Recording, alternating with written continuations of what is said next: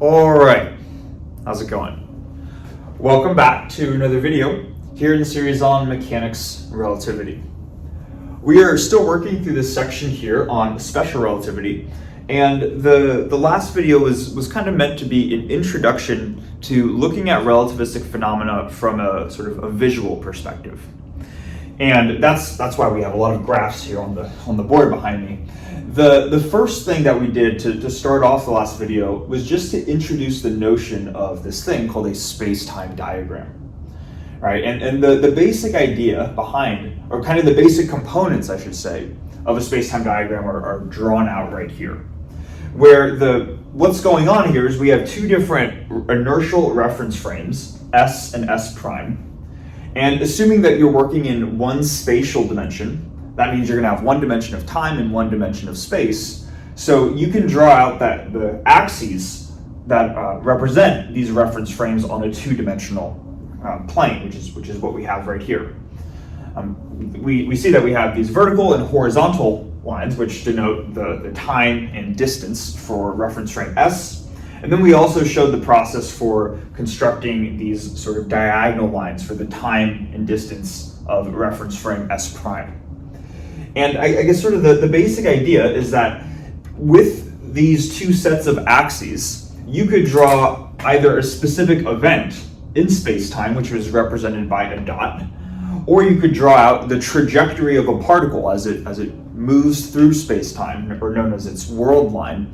And what you could do is that once you have both the primed and unprimed axes drawn out, you could say, okay, how does that either particular event or trajectory, how does that overall thing that you're observing look from both of these two reference frames?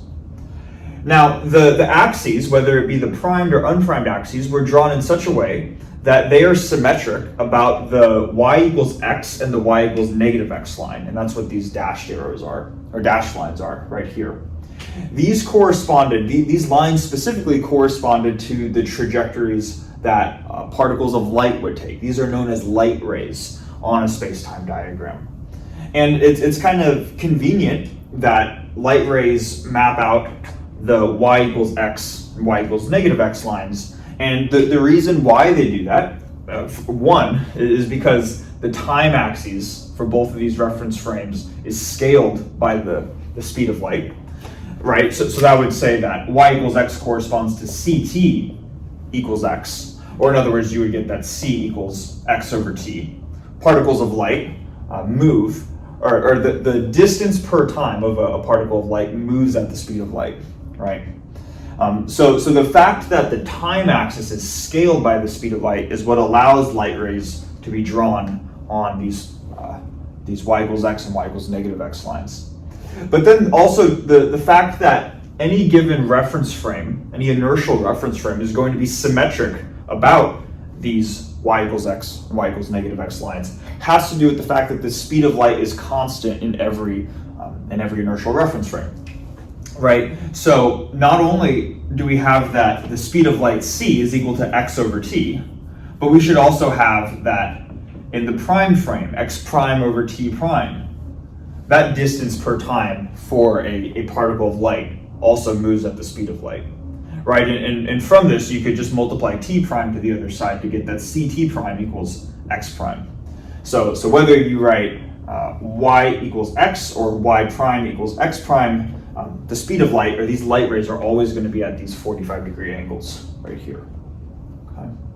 So that was kind of the basics that showed up with the space-time diagram. And then we spent the second half of the video introducing sort of the first interesting relativistic phenomena, which was the idea that simultaneity in relativity is, well, frankly, relative.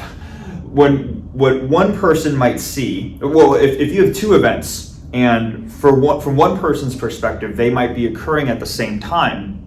For another person, it might appear that one event occurs before the other.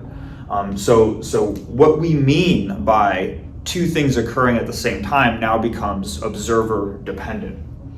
And that's kind of what's intended to be drawn out right here, where you're going to have two events, P1 and P2. And if we're in the reference frame S, which has coordinates ct and x, then we would see that these two events are drawn at the same time. And the reason is because they fall on this horizontal line, and the horizontal line marks a line of constant time. And hopefully that makes sense, right? If time is maybe 5 for this point, maybe this, maybe if I were to quite literally just draw a dot right here, if time is 5, then this point corresponds to 5c. You just substitute in 5 for t, so you have 5c comma 0 because you're at the origin for x. Then any point along this line right here is going to change in its value of x, but is always going to have a time value of 5. So the general idea is that in reference frame S, this horizontal line corresponds to a line of constant time, which is the underlying reason why P1 and P2 are simultaneous in reference frame S. But in reference frame S prime, the lines of what are considered constant time are no longer horizontal, right? But rather, they are going to be parallel to x prime, right? And that was the connection we were trying to make here. This dashed line of constant time was parallel to x, so the lines of constant time in x prime should be parallel to whatever x prime is. So if we were to draw out x prime, we would probably draw out an axis that looks something like this, right? So that would mean that these two lines right here, this diagonal line and this diagonal line, correspond to lines of constant time in the primed reference frame. And what we would see is that this line certainly comes before this line in reference frame S prime, and hence we would see that event P2 would occur before P1 in that moving reference frame, right? So that we start to see these interesting ideas show up in relativity. And this upcoming video, what we're going to be doing right now is going to just be a deep dive into that. We're going to say what else appears to be, what other weird relativistic phenomena begin to show up when we start to talk about special relativity. Okay. You might be able to tell by the title of the video, we're going to discuss two main effects, the first being time dilation and the second being length contraction.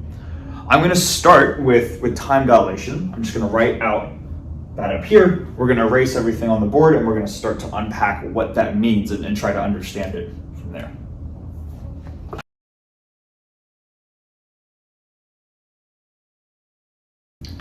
Okay, so the first relativistic phenomenon that we're going to look at in this video is called time dilation.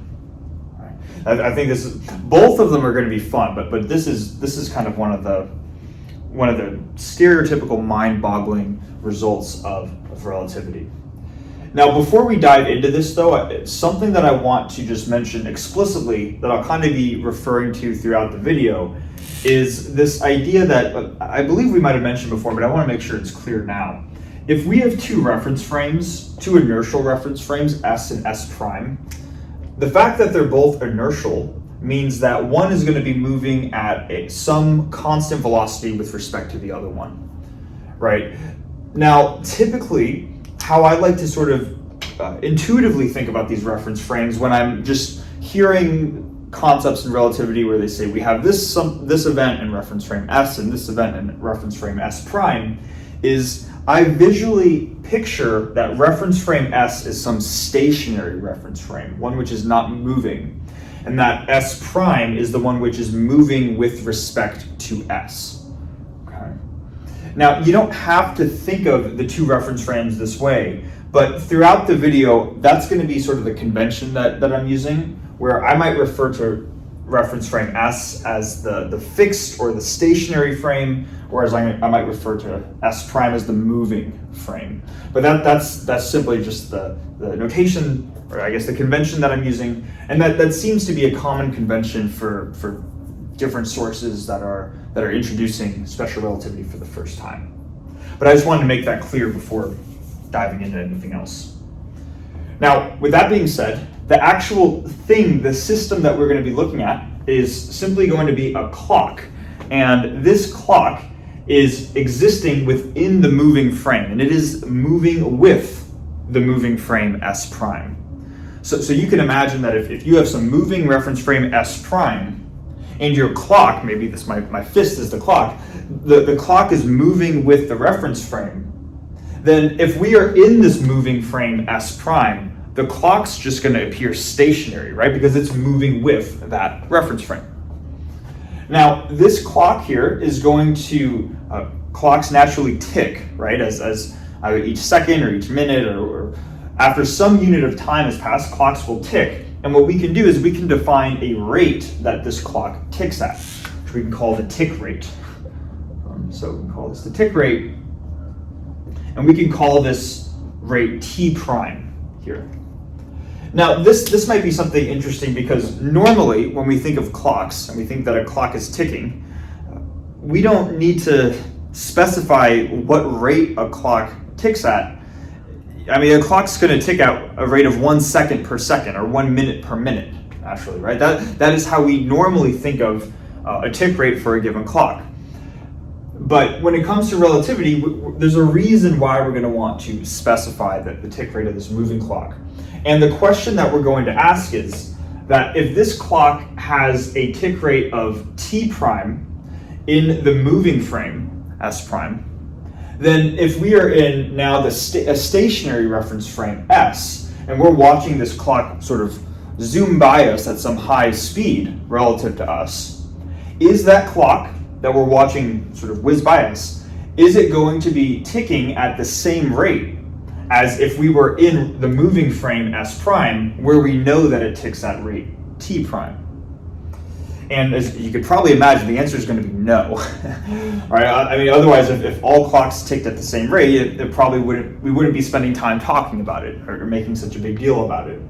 But we're going to see exactly when clocks tick at the same rate versus when do they not tick at the same rate, and what is the difference in tick rate between two reference frames.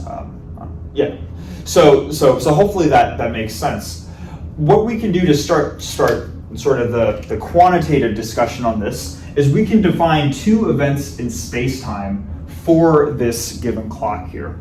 We can call the first event P1, and the first event might be looking at the clock right after it makes a tick. Okay? This would be kind of the starting part of our time interval here.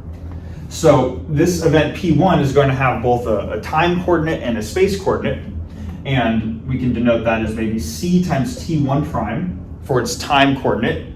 We start counting at some time T1 prime, and we can just say that the clock, for simplicity, is at the spatial origin, so it's 0. Then, if we want to measure the amount of time in between ticks of the clock, so maybe it ticks, we start the timer, and then it ticks again, and once it's ticked that second time, we now have a new event in space-time, and it's going to have its own space-time coordinates. The new time, or in other words, the time between successive ticks, at least in the moving frame, is kind of already provided, right? It's going to just be the starting time, CT1 prime, plus the amount of time that it took to tick, which you would say is T prime. Now we want to keep in mind here that the time coordinate in a space, and the 0th component of the space-time coordinate here is multiplied by the speed of light. So we'd add a factor of c here to denote the amount of time in between ticks.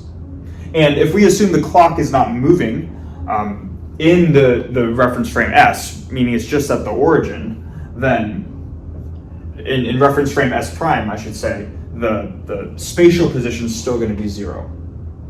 So what we've done is we said we have two different events to denote the amount of time in between successive ticks of the clock in the moving frame S prime. Okay. So hopefully that makes sense. Oops. Now, what we're going to do right now might seem a little bit obvious at first. We might be saying, why are we doing this? But we'll see why, hopefully as we go through the whiteboard, why we're going to define stuff this way. What we can do is we can define a time interval for the amount of time that it takes for this clock to perform successive ticks. And the time interval is just going to be, or rather the space-time interval, I should say.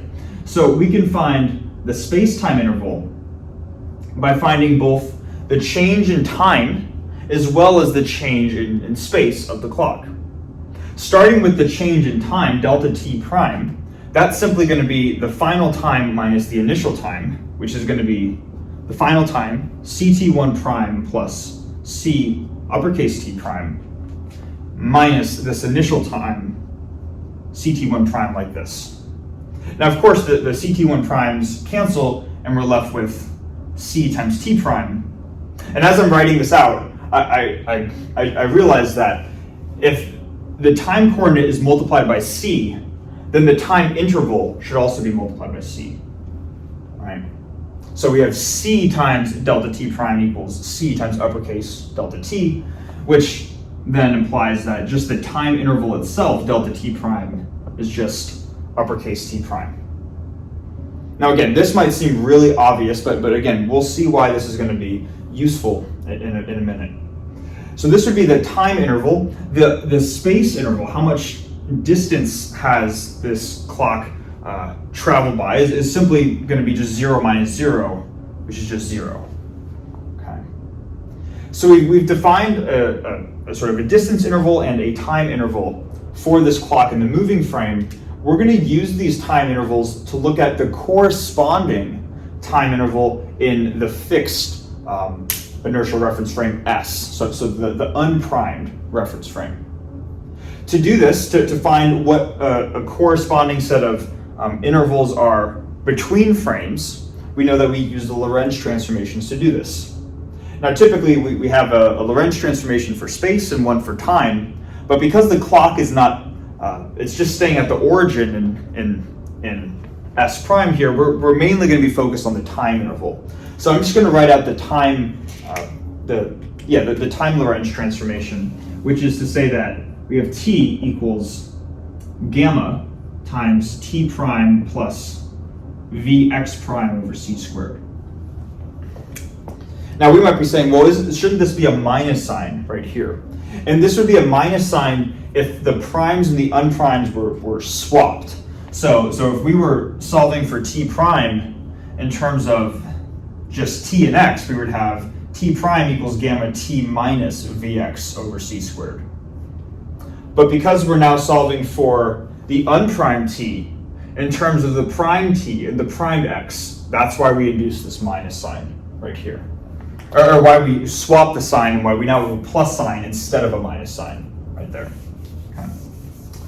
So this is our Lorentz transformation for, sometimes it's called the inverse Lorentz transformation, but the Lorentz transformation from the primed to the unprimed coordinate.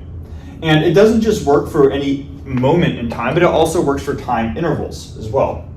So what we can also rewrite this equation so that rather than just writing t, we can write a delta t, a time interval, and see how that changes the equation right here.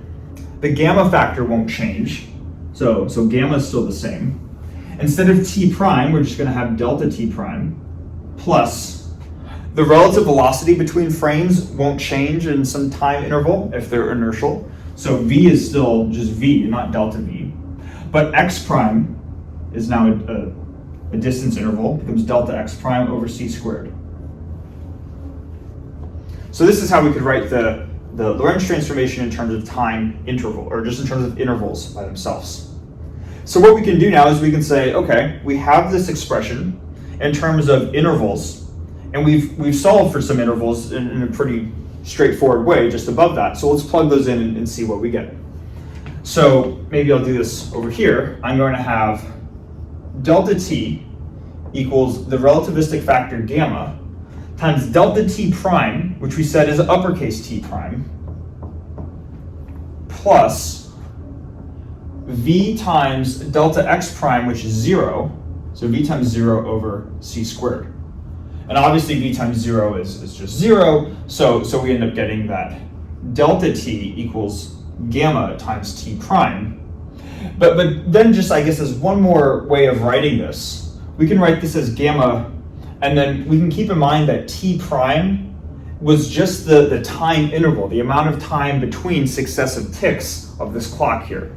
So I'm going to write that delta t is equal to gamma times delta t prime.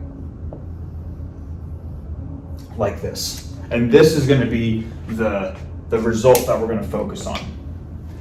Now, all we did was we really just applied a Lorentz transformation to these two specific space and time intervals, and we come up with some relation here. But the usefulness and the interesting part of this is understanding what this relation means. To do that, we need to conceptually understand what each of these factors mean right here. I'll start with delta t prime. This is the time interval of this clock that's ticking for an observer in the reference frame S prime, in the moving frame. Okay. Now let's try to imagine what that would look like.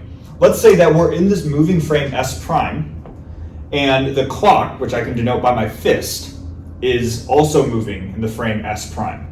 So if we're moving and the clock is moving in S prime, according to us, an observer in the moving frame, the clock's going to appear stationary. All right.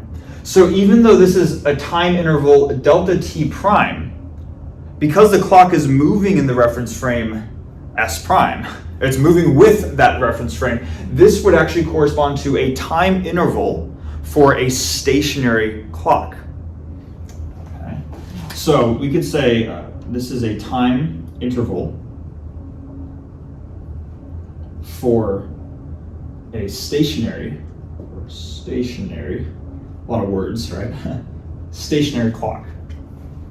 And hopefully that makes sense, right? If we are moving with the clock, it's naturally going to appear like it's just stationary with respect to us. Now let's look at the time interval delta t. Delta t is the amount of time that is passed between successive ticks on a clock if we are now in the stationary frame. If we're in just a fixed reference frame, one which is not moving, and we watch this clock fly by us at some really fast velocity, then according to us, as we watch that clock go by us, the clock is certainly moving with respect to us. So delta t actually corresponds to a time interval for a moving clock.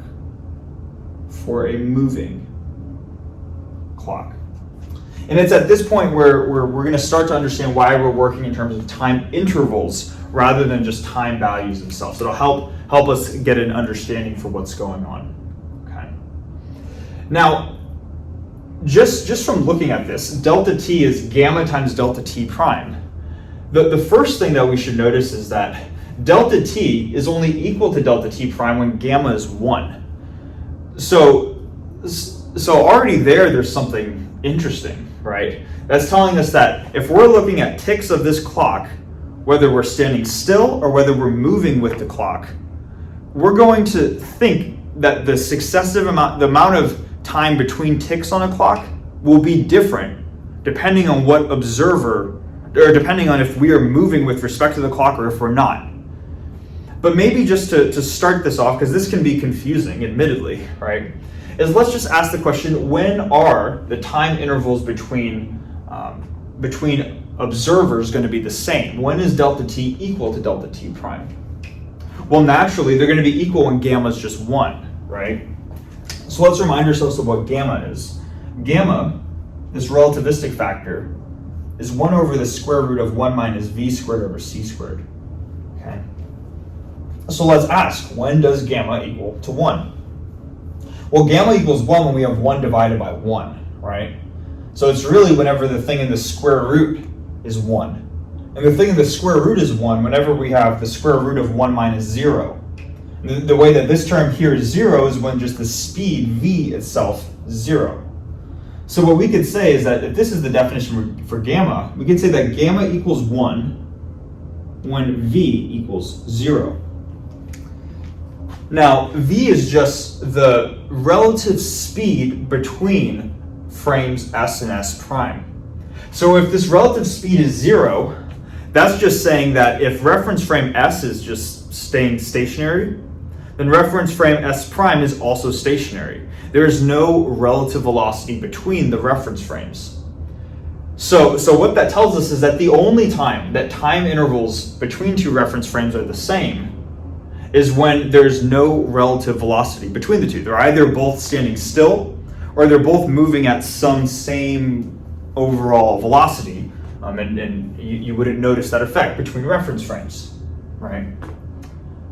So it's interesting, right? That is the only case where these time intervals are the same. Now, in every other case, whenever we have v is not 0, we're naturally going to get that gamma is not equal to 1. So let's just take any other case, and I'm going to take the case for any speed, and we're going to assume that the speed is less than the speed of light, strictly less. So we're going to work with something with mass, and it can't be accelerated to the speed of light. So we could say that our velocity v is strictly in between 0 and the speed of light. What happens to the gamma factor for some non-zero relative velocity between the reference frames? Well, in that case, you can just imagine that you take some number that is less than c. So this fraction is going to be less than 1. You take 1 minus something less than 1. You get something less than 1. Maybe you get like 0.5, for example. So you have 1 over the square root of 0.5. Whatever the square root of 0.5 is, you get that you have 1 divided by something less than 1. Because the square root of 5 we know, or square root of 0.5, excuse me, is less than 1. It's 1 over root 2.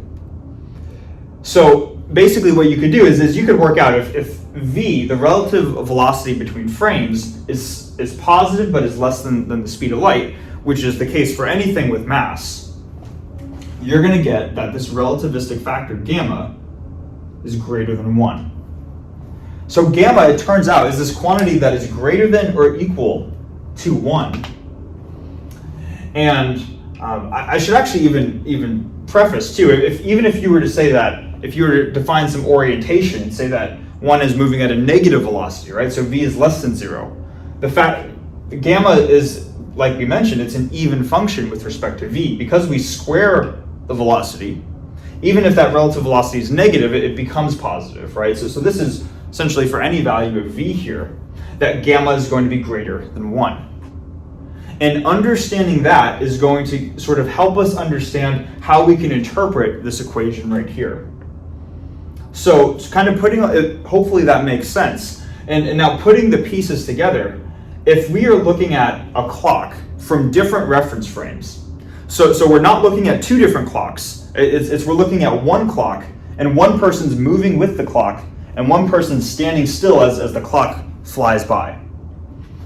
If you were to count, or if you were to measure how much time does it take in between tick marks, or what is a time interval for a clock at rest, that is going to be some value.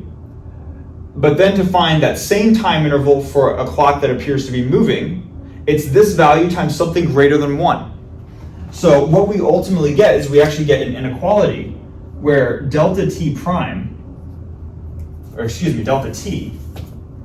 is greater than or equal to delta t prime. I'll box that because that's important as well. All right. What this says is, let's say that we're moving with the clock. We're in the moving frame and we're going with the clock. And maybe the amount of time between ticks is 1 second. So maybe delta t prime is equal to 1. If all of a sudden, so if we're looking at the stationary clock, it ticks out 1 second per second. If we're now watching from a moving clock and we're watching that same clock tick, and we're counting and we're looking at how much time it takes between intervals, between successive ticks of the clock, it now slows down. It would take more time. It would seem from an observer watching a moving clock that it would take more time for successive tick marks compared to if we were moving with the clock. And hopefully we can think about this. And it might be worth repeating. If we have a moving clock, the amount of time, it literally takes more, we would observe that clock taking more time between successive tick marks. So rather than being 1, 2, 3, 4, if we were in the frame where the clock is stationary. If we're in the frame where the clock is moving, we might say that it's 1, 2, 3, 4, 1, 2, 3, 4. And in time, more time would pass in a given time interval, more time would pass for successive clock or ticks of the clock than it were if the clock were stationary. I feel like I'm almost over-explaining it at this point. I just want to simply state this into just one sentence. Moving clocks are going to appear to tick slower. In other words, more time is going to pass between a given time interval compared to stationary clocks. And that's kind of the general way that we can think of how time literally dilates. That moving clocks are naturally going to tick slower. More time will pass for a given time interval. Okay. So very, very interesting phenomenon that quite literally the amount of time is literally different depending on whether we are observing something that is moving versus if we're observing something that is stationary. Okay. To kind of get an understanding of this and to look at an interesting paradox, we're going to look at one of the most talked about paradoxes in special relativity known as the twin paradox. It definitely involves this idea of time dilation right here, how time literally slows down for a moving clock. So I'm going to erase the board and then we're going to go through that next.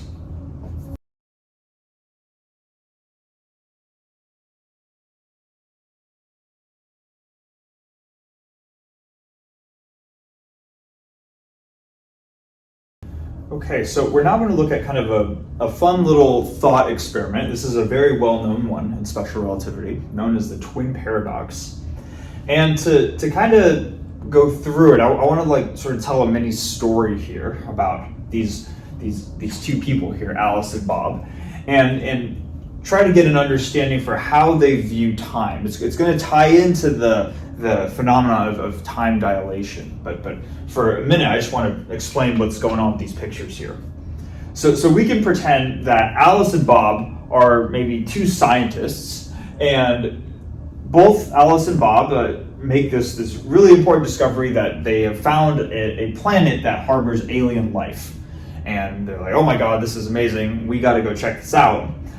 But they ultimately decide that Bob should stay on Earth, maybe to collect data and share it with other people, while Alice will actually be the scientist and go to the alien planet. Okay? And what we're going to do is we're going to take the convention that Earth is going to be sort of this stationary-like planet, and it's going to be the reference frame S, viewing Earth as stationary, whereas Alice is now moving in a rocket from Earth to the alien planet at some velocity v, you could say. So she's traveling at some velocity v, and hence she would be in the quote-unquote moving reference frame S prime. She goes towards the alien planet. Now, let's suppose that this happens, and the amount of time, and maybe to be a bit more specific, when Bob is on Earth and he is watching Alice travel to the alien planet, he measures how much time it takes for Alice to go from here to here, and says that maybe the amount of time to go one journey, or from one planet to the other, from Bob's point of view, is the time t, uppercase T. Right? Now, let's suppose that Alice makes this journey from Earth to the alien planet in some overall time t, and she gets to this alien planet, and then for whatever reason, she decides that she needs to quickly leave the alien planet. Maybe these aliens have never encountered a human before, but they want to eat humans as part of their diet, and that's not good for Alice, right? So she realizes, like, okay, this is not a safe place for me. I need to go, once I'm at this alien planet, I need to go back to Earth. So I need to travel back, and I would be making another journey to Earth. And if she travels at the same speed, then Bob, according to Bob's perspective, then a total amount of t, uppercase T, time has passed. All right. Now, that's the basic idea behind the story. Alice goes there, and then Alice goes back at some velocity v, and we're going to assume that v is comparable to the speed of light, so we're going to now account for relativistic effects. So from Bob's point of view, and this is where we're going to start to see things that get interesting if that all makes sense. From Bob's point of view,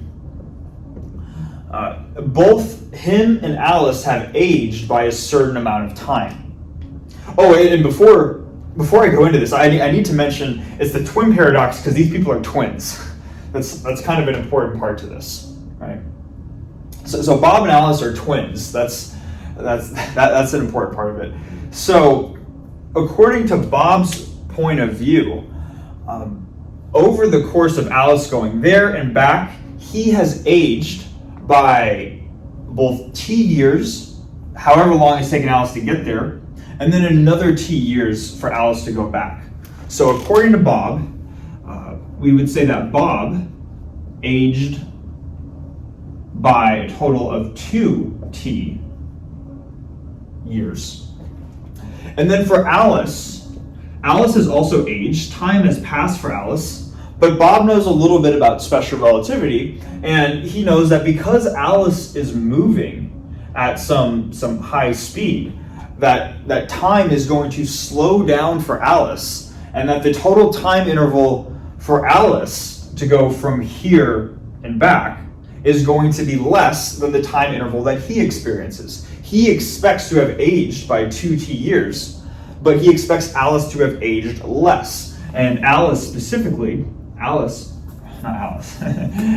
aged, according to Bob, Alice should have aged by less than 2 T years, where we would write 2T over gamma. The way that I know where we can always know where to put the gamma, if time should be slowing down or speeding up, if more time or less time should have passed, you can always just think of gamma as some quantity greater than 1. It's only equal 1 when the speed's 0, right? But you can think of gamma as some quantity greater than 1. So if time has slowed down for Alice, she shouldn't have aged as much as Bob. So if Bob aged by 2T years, she should have aged by less than 2T, or 2T over gamma years, however much time that is. So Bob would expect that he would actually be older than Alice by the time she gets back due to time dilation. All right. Now this is all from Bob's point of view, and we might be saying, okay, there's this time dilation business going on, but and we get that they're twins, and so they might start out the same age and end up at different ages, which is weird. But also, where's the paradox? Where does that come into play, right? And to see where that comes into play, we can, or not what we can do, what we should do is we should also look at Alice's point of view.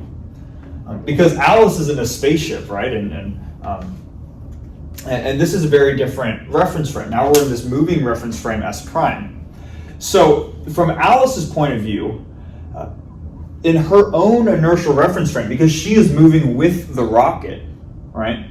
She could very well be saying, maybe you're seeing that Earth is standing still and that I'm moving, and hence this is what we should expect right here.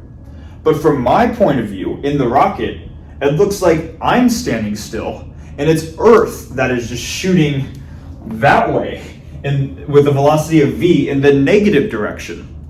And then by the time I'm technically traveling back, now Earth is just coming back to me. So according to Alice, maybe she's thinking that Alice ages by 2T years. Because in her rocket, she could say this rocket is the one which is stationary. And then because Bob is on a moving planet, I guess going that way when she goes towards the alien planet, then coming back towards her rocket when she travels back, she could say that she should have aged by 2T years, and that Bob, because he's moving and time slows down for moving objects, that Bob should only age by the same factor, 2T over gamma years. 2T over gamma years. Because how do you know which one is really stationary and which one is moving, right? So depending on what reference frame you consider to be quote-unquote stationary, Bob says by the time they reconvene back on Earth, Alice should be younger and he should be older. But according to Alice, by that same logic, she could say, well, shouldn't I be older and you be younger? Depending on what reference frame you consider to be, quote unquote, stationary. But by the time they get back to each other, one person needs to be older than the other, right? Assuming relativistic effects are significant, right? So the question becomes, well, hopefully we can see the paradox, right? Depending on what reference frame you consider to be the stationary one, that will determine which twin is older by the time the rocket's returned. So to understand which one of them is right, one of them's got to be right. Somebody's got to come back older than the other. What we're going to do is we're going to draw out a space-time diagram to help us understand who is right, and then, well, exactly who is right, when are they right, and why are they right. Okay. So I'm going to draw out a space-time diagram here, and then we're going to talk about that next. All right, so we want to figure out who is right, Alice or Bob. When they come back, which of the twins is younger and which is older? Right? So to try to understand this, we're going to use a space-time diagram to help us here. And I'm going to start by just drawing out what Bob sees. And if Bob is working in reference frame S here, then these coordinates, CT and X, are going to represent the space-time coordinates for Bob specifically. So by the time Alice has made this first journey from Earth over to the alien planet, according to Bob, the total amount of time t has passed. Now Bob is just on Earth, and according to Bob, Earth is not moving, right? So Bob's position is not moving, but rather he's simply evolving forward in time. So if this point right here is the origin, being 0, 0, we could denote this first point right here as t, uppercase T amount of time passing, and he's still at the origin. That's when Alice goes from Earth to this alien planet. And by the time Alice comes back from the alien planet back to Earth, another t amount of years or months or whatever you want to call it has passed.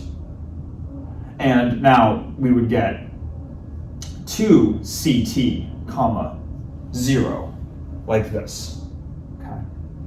These are different events in space-time according to Bob. Now, with Alice, right, she's traveling at a constant speed v.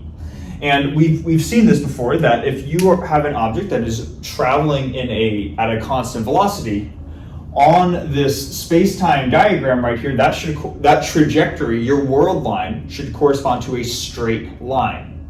So what we could do is we could draw out maybe the first half of Alice's journey from Earth to the alien planet as some line, which is modeled by x equals vt, assuming she's moving at some velocity v, right? And then when she turns around and goes back to Earth, if we denote positive distances to be from going, I guess, in this direction, then by the time she's going back to Earth, she's traveling in the negative direction. So then her curve, or her world line, would switch. It's supposed to be a straight line, and now the second half of the curve is modeled by x equals minus vt, like this. And hopefully with this space-time diagram here, we can see that even though it might seem like there's this symmetry to the problem, where Bob is saying, I'm staying still and you're moving, Alice, on a ship.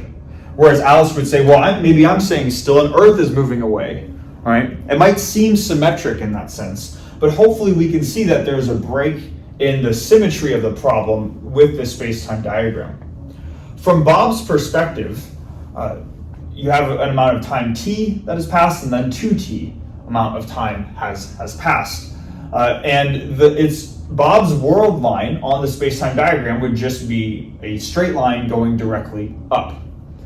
Whereas with Alice's world line, Alice's trajectory starts by going in the positive direction and then begins to go in the negative direction. And there's sort of this turn at the halfway point that causes her to have a different trajectory, right? And it turns out that what is interesting about this is that it is this turn. It is quite literally Alice is turning when she goes to the alien planet and then turns around to go back to Earth. That inherent turning is in itself an acceleration, right? An acceleration is just either your change in velocity, or it is your change in velocity. So that could either be you speeding up, slowing down, or you are changing your direction. Here, Alice is always moving at the same speed, so she's not speeding up or slowing down when she goes from here and then back. But she's most certainly changing her direction.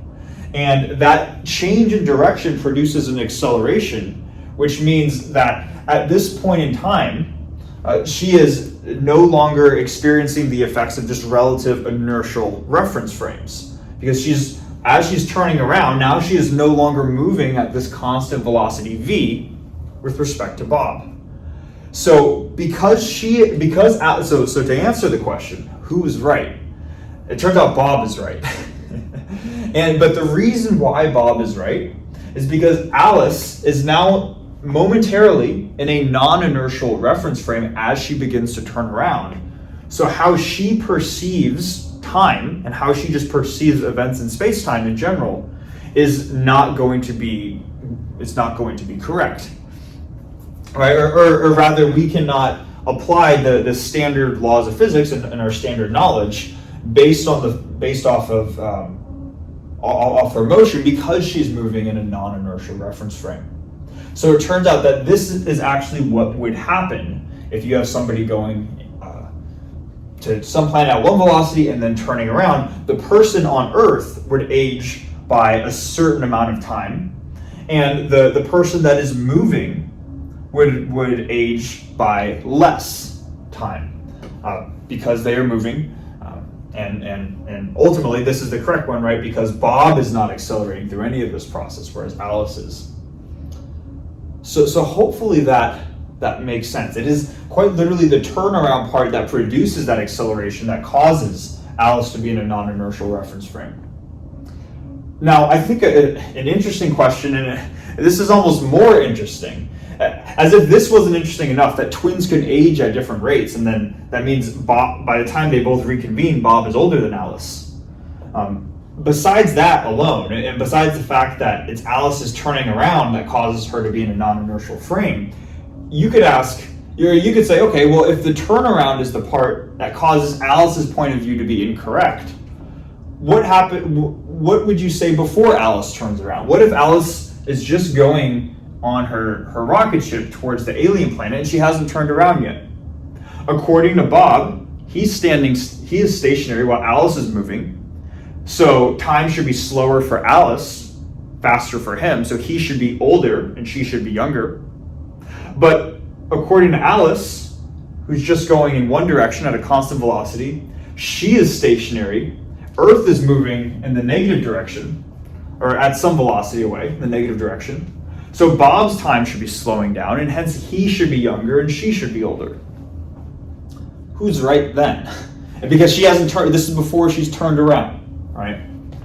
And the answer is, as weird as it sounds, the answer is they're both right. And it's like, how are they both right? Right? But it is true. Bob is correct in saying that it appears that Alice is younger than he is as she goes in her spaceship. And it is also correct that Alice claims that Bob should appear younger as he flies away on planet Earth while she remains stationary in her spaceship. And it's such a weird thing because it's like, how are both of that? There's no way, right? Like, how are both of those right? The answer to how both people can be right, and that's actually what both people are actually right at that point, has to do with the fact that simultaneity is relative. And to understand it, let me try to just phrase this, because when let's just say that Bob is saying, okay, I'm here on Earth. I see Alice go off in a spaceship. Alice is moving, so so time should be slower for her. So I should be aging faster than Alice. Maybe another way of saying all of that is that Bob looks down at his clock and he says, he knows Alice is moving, so he thinks time should be slower for her. And he says, okay, right now I see that 3 years has passed for me and 2 years has passed for Alice. Let me say it this way. Bob looks at his clock and he says, right now 3 years has passed on my clock and 2 years has passed on Alice's clock. That could be a way of rephrasing that overall statement. Now with Alice, who in her reference frame, she's standing still and Earth is moving away, she might look down at her clock and she would say, my clock says 3 years has passed, and at the same time, Bob's clock, when I look at Bob's clock, only 2 years has passed on his clock.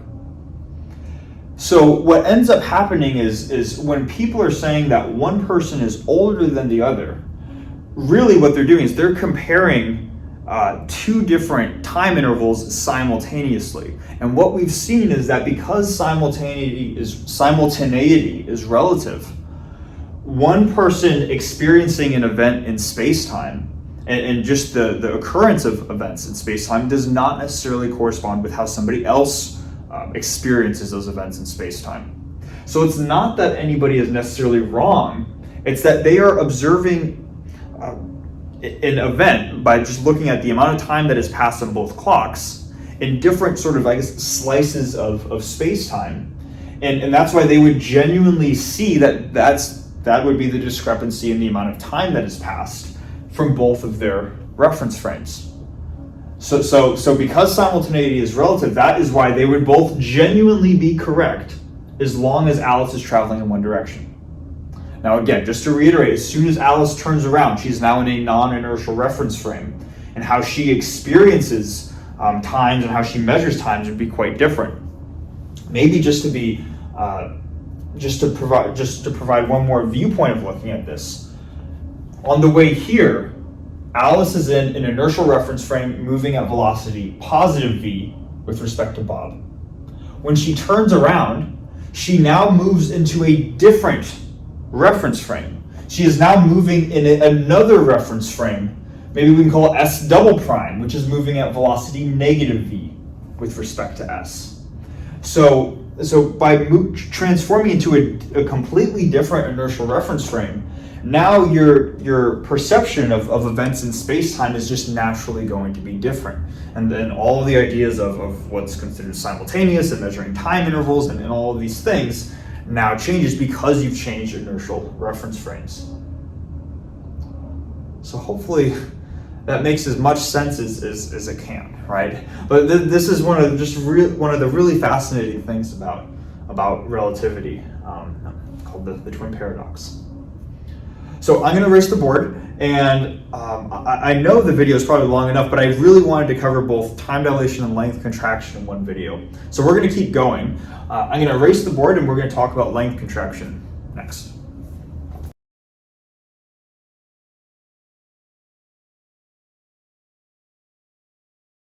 Okay, so we're now going to look at the second of two relativistic phenomena in this video, talking about length contraction.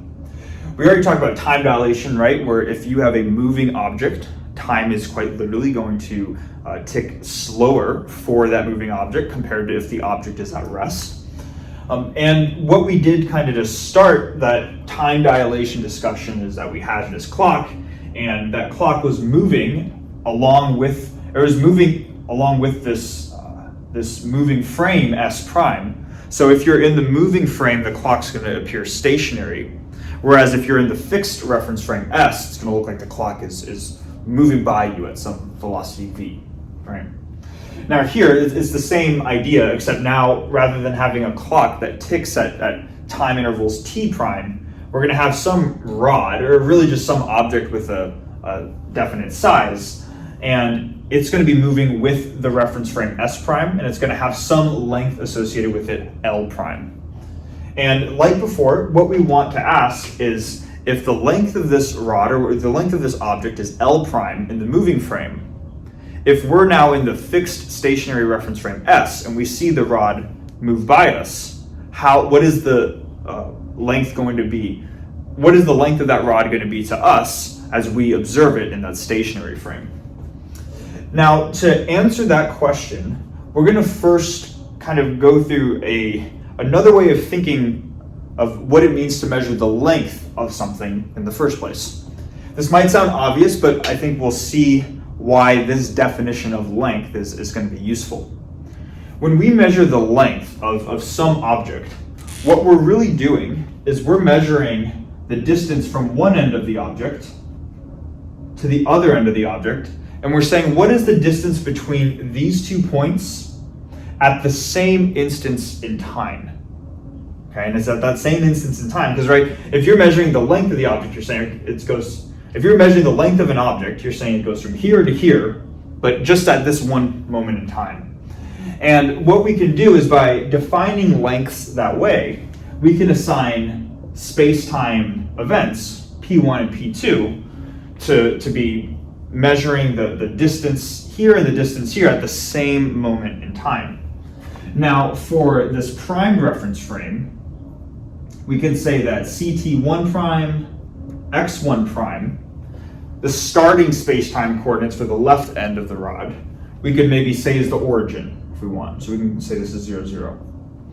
Then for P2, this would just have space-time coordinates CT2 prime, X2 prime, and then maybe this would have the same time coordinate, right? Because we're measuring the distances between here at the same point in time, which we could just say is t equals 0.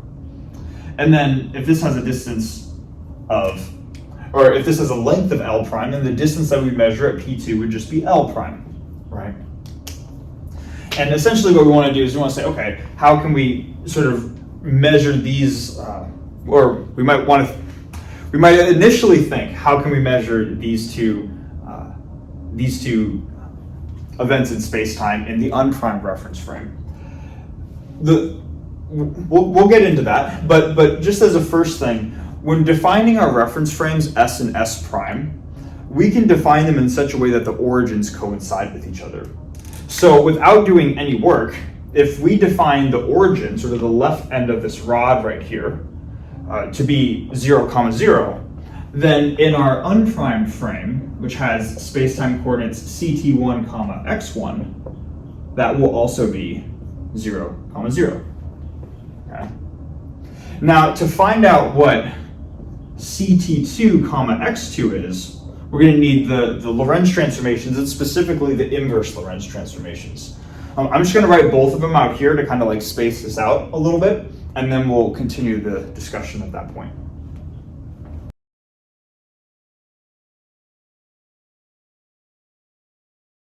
Okay, so we have the inverse Lorentz transformations here, and again, we have plus signs rather than minus signs because we're writing the unprimed coordinates in terms of their prime counterparts as opposed to the other way around, where if we were writing the prime coordinates in terms of just x and just t, there would be minus signs here. First thing we're going to do is we're just going to use these Lorentz transformations to find the corresponding space-time coordinate, or the space-time coordinates for this event P2. But we're going to find CT2 as well as X2.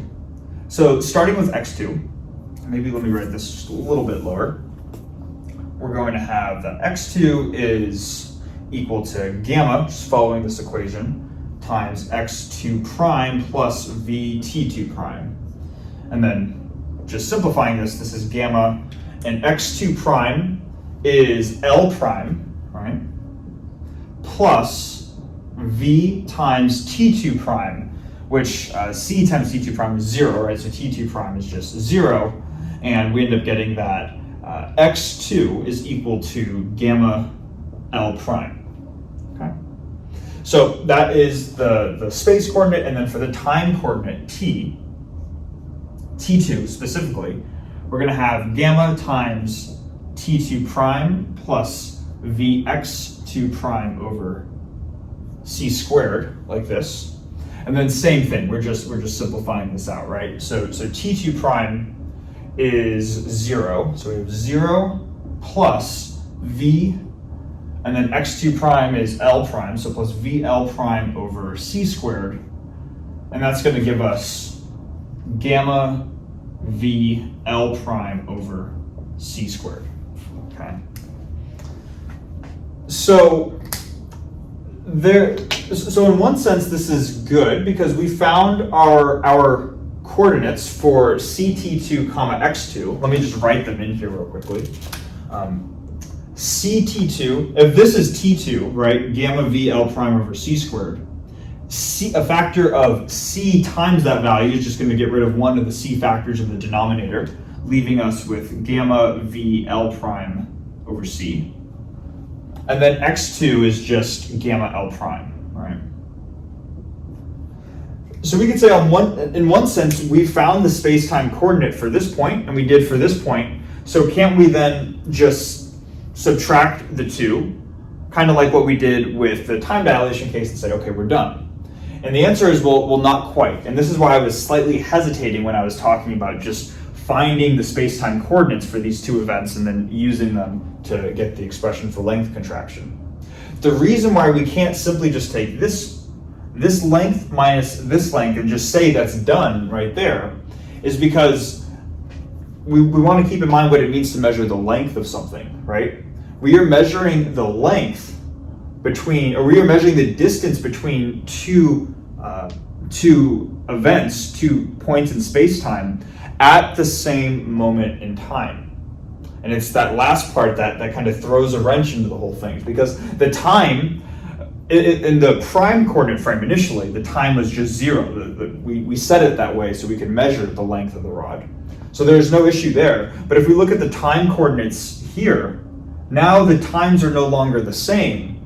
So it doesn't make sense to measure the length of this rod by taking the difference necessarily between P1 and P2. We're going to need to find out sort of a corresponding point for whatever P2 is, but in such a way that the time coordinate is 0, right? Because we need the time coordinates to be the same in order to measure lengths of objects in the first place. So there's this additional sort of subtlety that shows up in trying to just measure lengths in the first place.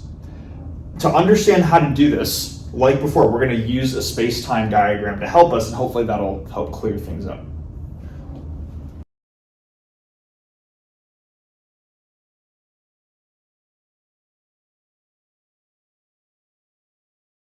Okay, so what we have here is a space-time diagram. And the first thing that I want to do is just to make sure we understand what's going on in the space-time diagram before we use it to help us solve for how long this rod is here in the inertial reference frame S.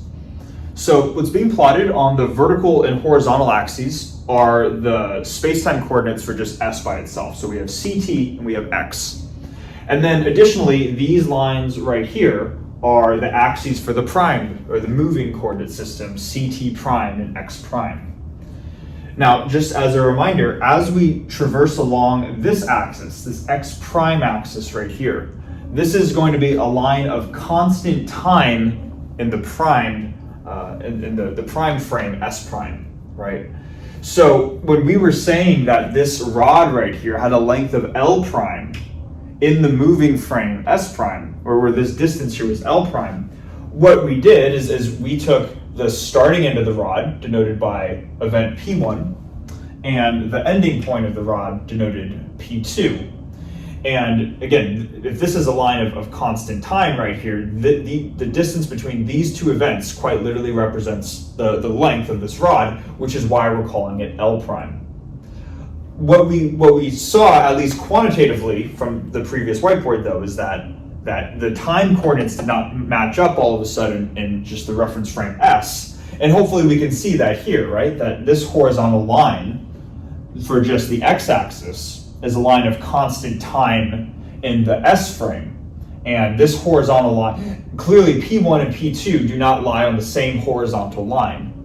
So what we ended up doing, or what we're doing here to kind of mitigate this, say how can we work around just measuring the length of this thing in reference frame S, is we're going to add on this additional dashed line right here. And I'm going to explain that in a second. But before I explain that, I'd like to just explain really the CT prime axis right here. So as this rod is moving with, as it's moving along with the reference frame S prime, if S prime is moving at a velocity v relative to S, then the same thing with the rod, right? That means the rod is going to be moving at velocity v relative to S. And what that means is that both points, P1 and P2 of the rod, right? I should say both ends of the rod, excuse me, are also, this end of the rod and this end of the rod are going to be moving at speed, or at a speed v relative to s. And we can kind of see that with this axis that's drawn right here. This is the CT prime axis, but the equation that describes this line, it's a straight line, is simply x equals vt, right? If we were to express this line, or this axis as an equation itself, this is a straight line, and it's modeled by the equation x equals vt. In case we're unfamiliar with where that comes from, you get the CT prime axis by setting x prime to 0, and x prime is gamma x minus vt. So when x prime is 0, x minus gamma times x minus vt, the only way that this is true is if x equals vt, and that's how this line is modeled by this equation right here. So that tells us that the left end of the rod is modeled by this equation. The right end of the rod, because it's a compact object, it's also going to be moving at the same velocity. So it's going to be moving along a line that is parallel to this axis right here. And that's why we're drawing this dashed line. And what we did specifically is we said, let's take this dashed line and extend this dashed line down to the horizontal point, which is a different space-time event. All right, this is one, this is a second. We now have a third one, Q2.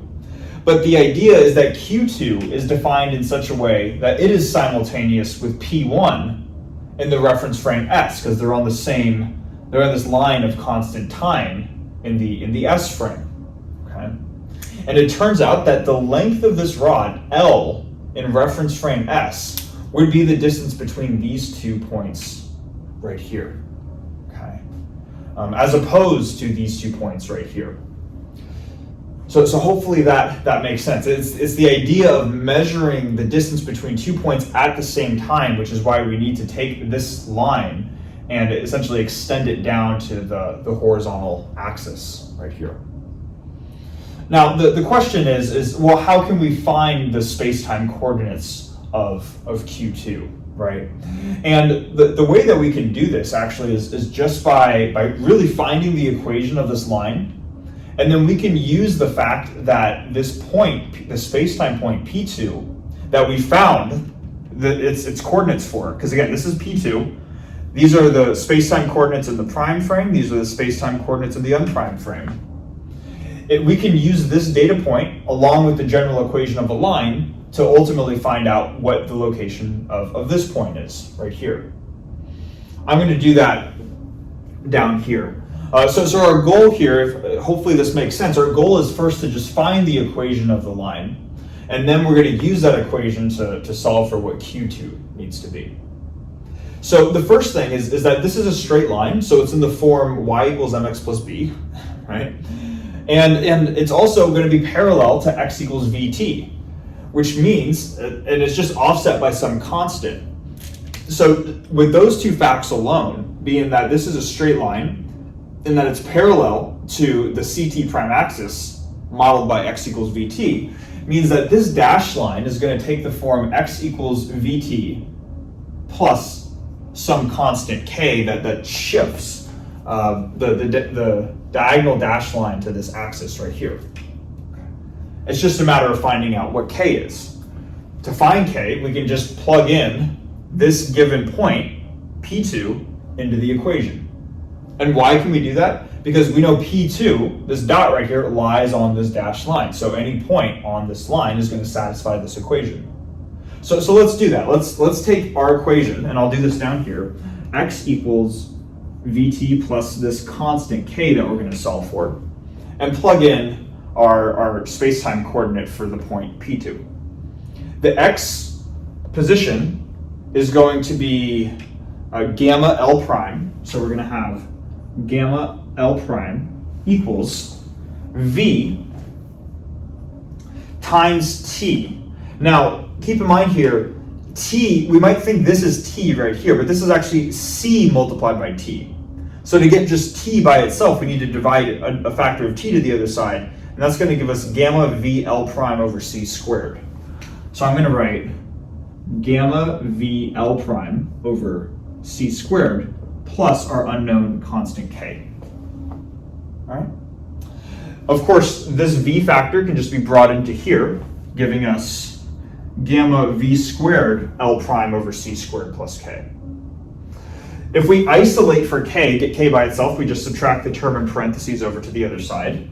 We're going to get that k equals a difference of two terms. Both terms contain a factor of gamma L prime. So I'm going to factor that out. We're going to have gamma L prime, and then we're going to have 1 minus, because we have this minus this, but we factored out gamma L prime. So we have 1 minus this thing in parentheses without the gamma L prime. So that's going to be 1 minus v squared over c squared, like that. Now, if we recognize the form of this thing in parentheses, 1 minus v squared over c squared is just gamma to the minus 2 power. So this is really gamma L prime times gamma to the minus 2, which is just L prime over gamma. So what that tells us then is that we found this constant k, this shift between these two lines right here. If this was modeled as a line, that shift, or in other words, this constant k is simply going to be L prime over gamma. You say, okay, cool, we found the equation of this line. The way that we can actually use that, though, to find the coordinates of Q2 is we know that Q2 has a time coordinate of 0. This is all along this x-axis is along the CT equals 0 line. So as a final step, we can just say what happens if we plug in 0 in for our time coordinate for Q2. Well, that would just be plugging in 0 in for t right here. We get x equals v times 0, or 0 plus L prime over gamma, giving us L prime over gamma. And it's now at this point, so there's a lot of work, right? But at this point, we've now accomplished something that we can use to solve for the length of the rod in frame S. That was the overarching goal, right? Because now we have these two distances right here that are now at the same time of t equals 0. So what we would do is we just take this point Q2, subtract it from P1, which is just the origin, which is nice. And what we end up getting is that the length of the rod, or in other words, L, this length right here, and the unprimed frame is equal to L prime over gamma minus 0, or just L prime over gamma. Okay. And this is the expression for length contraction. And we can even see this here a little bit as well. And it also shows up in the name length contraction.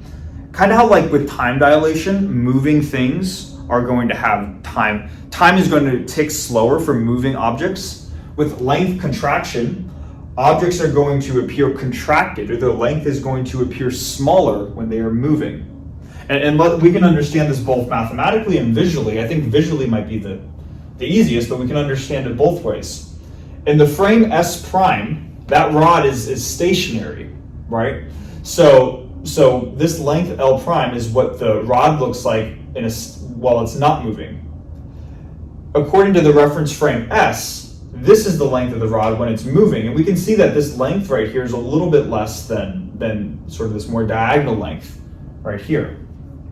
And the same thing mathematically, right?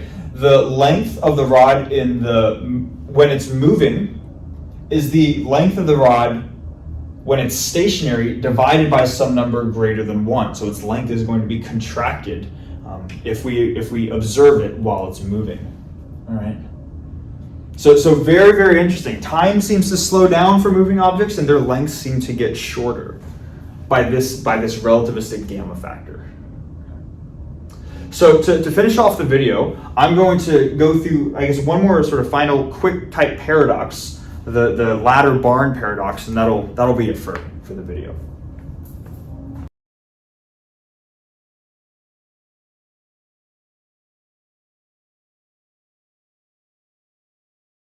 All right, so to finish off the video, we're going to look at kind of another fun thought experiment, which sometimes is referred to as a ladder barn paradox.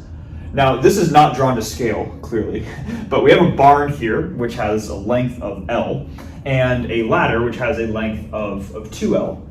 And the question that we're going to pose is, we know that moving objects have their length contracted, right? So is it possible for the ladder to be moved at such a velocity, or at a high enough velocity, to where its length can be contracted so that it fits within the barn? Now, we'll I guess describe this a little bit more in depth, but just qualitatively, the ladder is going to fit if this is your barn and this would be your ladder, right? So the ladder has shrunk to the point where the back end of your ladder, or I should say the front end of your ladder has entered the barn by the time the back end of the ladder has reached sort of this final wall right here. So this would be a case where it fits, and I guess we can write just really quickly, does not fit. And in the way that you'd probably imagine, right? You have your barn, and then the ladder is kind of too long to extend out of the barn like this, right? So yeah, the question is, can the ladder be traveled at a speed fast enough towards length can be shrunk so that it fits within a barn whose length is half the size of the original ladder? And the initial, I guess the initial thought to this might be, well, yeah, right? Because if we're looking at the barn's point of view, so I'm going to write this, the barn's point of view, the ladder, the barn is standing still, and then the ladder is moving. And if the ladder is moving, its length will be contracted. And if we can, so it'll be contracted, and then we could say that the ladder's length is specifically contracted by a factor of its original length, 2L, over gamma, right? That's what we got in the previous whiteboard. And the idea is, as long as gamma is 2 or larger, like if it is 2, then 2L over 2 is just L. That'd be kind of the minimum speed that would be needed to have the ladder fit in the barn. But if gamma is larger than 2, then yeah, it seems like the ladder should shrink, and there shouldn't be an issue there, right? So again, we have this we start wondering, well, where's the paradox? And the paradox comes from looking at not the barn's point of view, but the ladder's point of view. So I'm going to write the ladder's point of view. So if now the ladder that's coming towards the barn, if we're in the reference frame of the ladder, it's going to look as if the ladder is standing still, but the barn is moving closer towards the ladder. And then what would happen to a barn that is coming towards the ladder? Well, because the barn, if now we think that the ladder is still and the barn is moving, the barn is going to have its length contracted. So now the barn's length will be contracted by a factor of its original length when it's standing still, L, divided by gamma. And this is where we can see the contradiction, right? Because if you have a ladder of length 2L, and then now the barn's length has shrunk more than it already has, so now it's even less than 1L, then there's no way that the ladder should fit through the barn, right? So we have this question of, well, does the ladder actually fit, or does it not fit through the barn? Maybe take a second to think about it, but to answer the question, kind of like what we've been doing previously, I'm going to draw out a space-time diagram to help us sort of understand how the paradox can be resolved.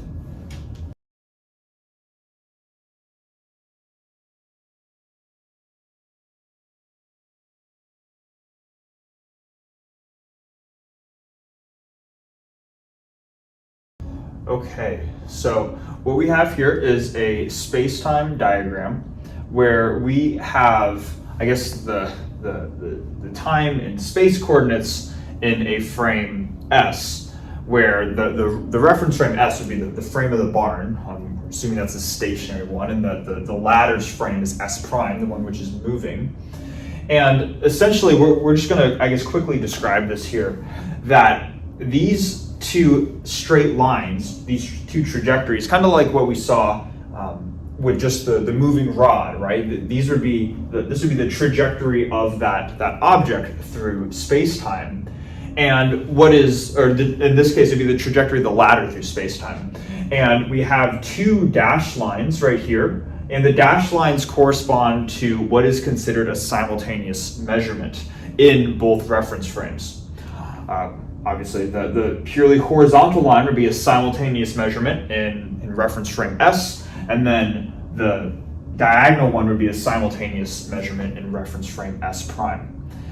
So hopefully we can, even though this diagram is a little bit abstract, hopefully we can imagine that this is the barn right here, and then the dashed line is the length of the ladder by the time it reaches the back end of the barn.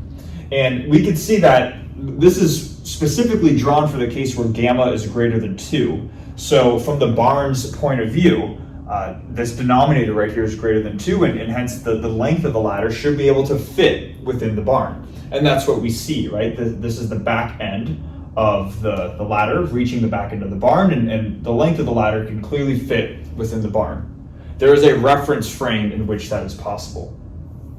Now, this other diagonal dashed line, this could correspond to a line of constant time, or a line of simultaneity in the moving reference frame. And we can see that in the moving reference frame, if we are from the ladder's point of view, that the length of the ladder in this reference frame could extend beyond the barn, right? If these are the lines for the barn, this dashed line is able, in theory, to go beyond this point. So the idea is that to answer the question, does the ladder fit in the barn or does it not? It really depends on your reference frame. Certain objects or certain observers would see a ladder be able to fit in the barn, and certain observers would not be able, or they would see that the ladder is too long to fit in the barn. And again, as weird as that seems, the fundamental reason why it has to do with the issue of simultaneity. When you are measuring things and measuring lengths, you are inherently measuring two simultaneous events. And what's considered simultaneous in one reference frame is not necessarily simultaneous in the other. So really just leaving it kind of at that. It really depends on what reference frame you're observing in. Can give you two very different answers to the same physical system. But yeah, we're gonna call it at that point. I probably could have split the video up into two separate videos. I wanted to get it all done in one video, but as I was making this, I was like, it's definitely a longer one. So congrats for being able to make it to this final point, if you did. And then going forwards too, a lot of what we've been doing has been kind of qualitative. There weren't a ton of equations in this video, although there were some. We're going to start to get a little bit more mathematical going forwards, and I think that'll be fun to kind of quantify some of these weird behavior or these weird phenomena that we've been talking about. So yeah, thanks so much for watching, and I'll see you in the next one.